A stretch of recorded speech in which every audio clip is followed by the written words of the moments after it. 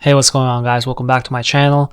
2020 has been a crazy year that just makes me look forward to 2021 that much more. I hope everybody is staying safe out there and happy holidays. So I'm really enjoying this break before I start my spring 2021 semester, which is supposed to be my last semester in terms of studying for exams, PBAs, and lectures and all that good stuff.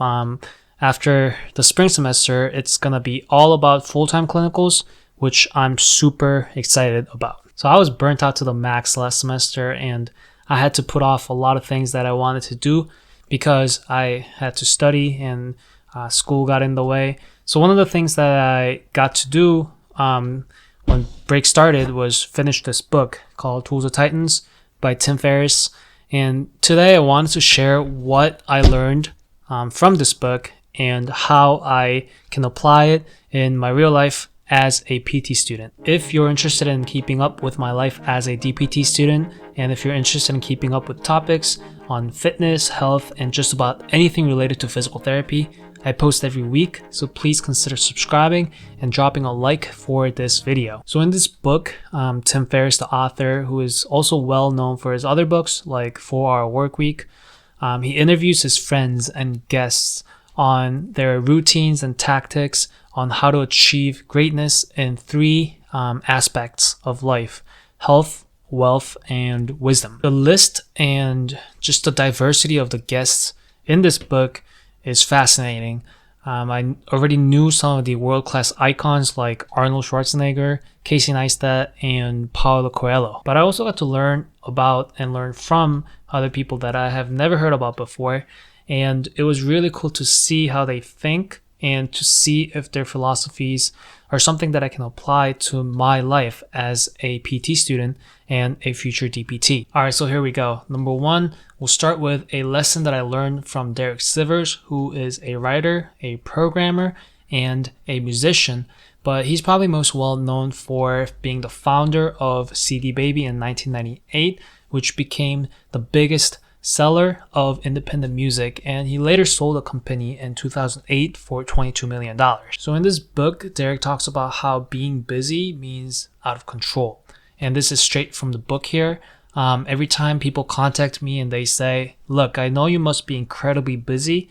And I always think, no, I'm not, because I'm in control of my time. Saying, oh my God, I'm so busy, I don't have time for this, to me sounds like a person who's got no control over your life. Now, the demands and expectations for a PT student is going to be totally different than someone who runs a company that generates $100 million in sales. However, I think the principle can be applied to the PT student as well, especially for PT students that feel overwhelmed because they feel like they should always be studying and they're too busy to be doing anything else but studying. School life balance is taking control of your time and deciding what you want to do with it. If you have more variables to juggle with, like a relationship or like a family or a long commute in PT school, that just means that you have to take control of your time better. I try to set my priorities and try to plan ahead so I never have to really feel rushed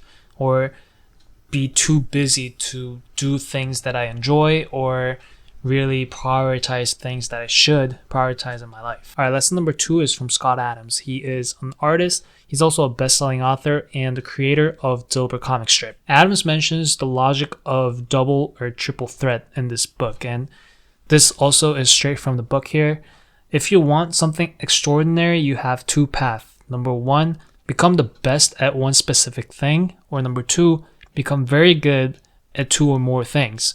Very good meaning top 25%. And he goes on to talk about how the first strategy is nearly impossible because it is super difficult to make it to the NBA or make platinum albums. However, the second strategy is relatively easier than the first strategy. I actually see quite a few people in our physical therapy field with a dual threat. Just to name a few, Dr. Brandon Smith, who is the creator of Home Health Mentor course, which serves as a roadmap for DPT students and future physical therapists on how to navigate through home health job market. I'm a big fan of his videos and posts that come up on YouTube, in Facebook because he talks a lot about the technical end of providing physical therapy.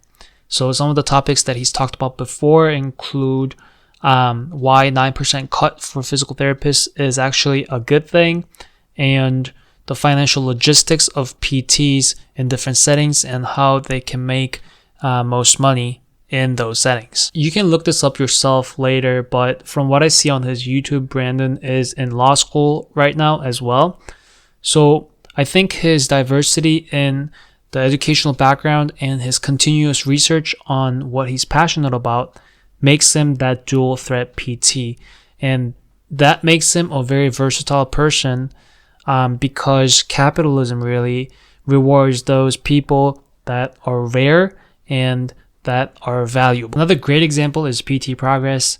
It's a blog and a YouTube channel run by Tim Ferris. I don't know if you guys have heard of him, but he provides a lot of valuable information on how to improve financial health as a practicing physical therapist. Not just because Tim has an MBA, but because he is very knowledgeable in the field of finance. And if you add blogging skills that he has crafted over the years to that, he's not just a dual threat PT, he is now a triple threat PT. So do you see the common theme here? I'm not telling you guys to go get a law degree or an MBA after you get your doctorate of physical therapy.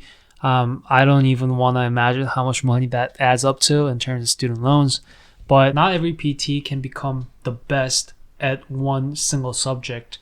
And I think if you can pull from your expertise and use it to grow our profession as a whole, I think that's what successful PTs do. So next up is lesson number 3 from Josh Waitzkin. He is a chess player, a martial arts competitor, and an author. In one section of his profile, he talks about Marcelo Garcia, who is considered one of the best grapplers of all time in Brazilian Jiu-Jitsu, and who is also his business partner. In describing Garcia's world championship fight, Waitzkin says he can turn it off so deeply, and man, when he goes in the ring, you can't turn it on with any more intensity than he can. One of the biggest struggles I had in PT school so far is turning my brain off when I really need to relax, because the anxiety and stress kind of carries over from studying for the exams and for the PBAs to when I really should be relaxing. And turning my brain off is one of the most important thing that I had to learn